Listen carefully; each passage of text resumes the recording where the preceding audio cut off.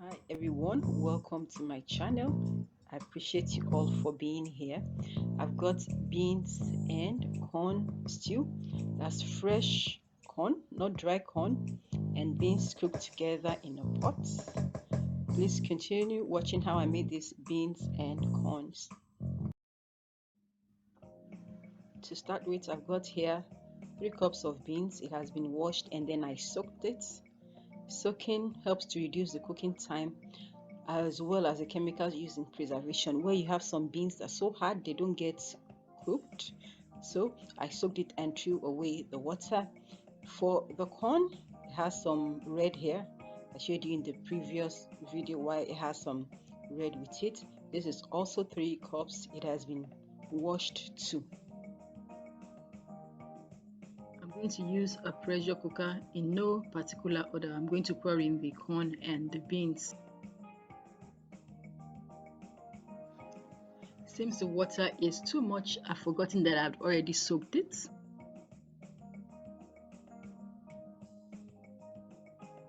While the beans and the corn cooks, I'm going to blend the pepper, tomatoes, and onion. This you can do to your taste. And I'm going to blend it. It will be roughly blended. After blending it, I'm going to boil it down a bit. I have boiled the pepper, tomato, and onions. I didn't use everything. I saved some for recipes that require coarsely grinded pepper, tomatoes, and onions. Beans and corn cooked, water was much. I drained it, use it later, particularly the bottom parts. I also got here some onions which I've cut up. I'm going to use that as well. So I've got a pot on the stove. To the pot, I'll pour in some palm oil and heat it up. When the palm oil is hot, not smoking hot, add the onions. Fry the sliced onions in palm oil until it's translucent, not too dry, not dry at all. I'm going to pour in the PTO, the pepper, tomato, onion, which has been grinded and boiled. I'm going to fry that for a bit. Let's go as spicing. I'm going to add the spices. I'm going to add 2 chicken seasoning cubes, some curry powder, but that was a lot. I'm going to add in some cinnamon. The cinnamon is optional, just wanted foreign taste. Some ginger powder, just a little bit, not as much as the other spices. If you are a lover of crayfish, add crayfish. The water content is reducing, some salt goes in.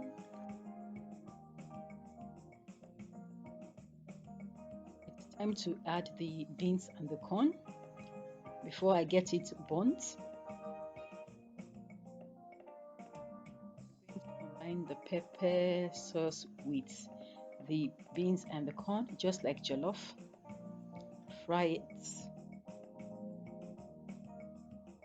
It's been frying for a while. I'm going to add the liquid from when I cooked the beans and the corn. I allowed it to settle, then decanted the top, so I've got it concentrated at the bottom. If this is not enough, I still have more, and then I'll add it.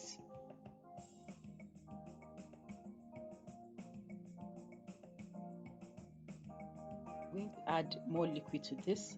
If you do not have liquid from cooking the beans and the corn, you could use water, either at room temperature or better, hot water.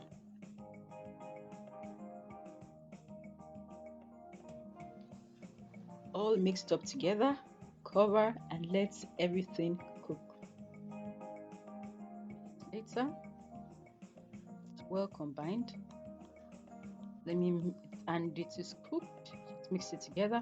When it becomes cold, it's thickens up, I'm going to turn off the heat at this point,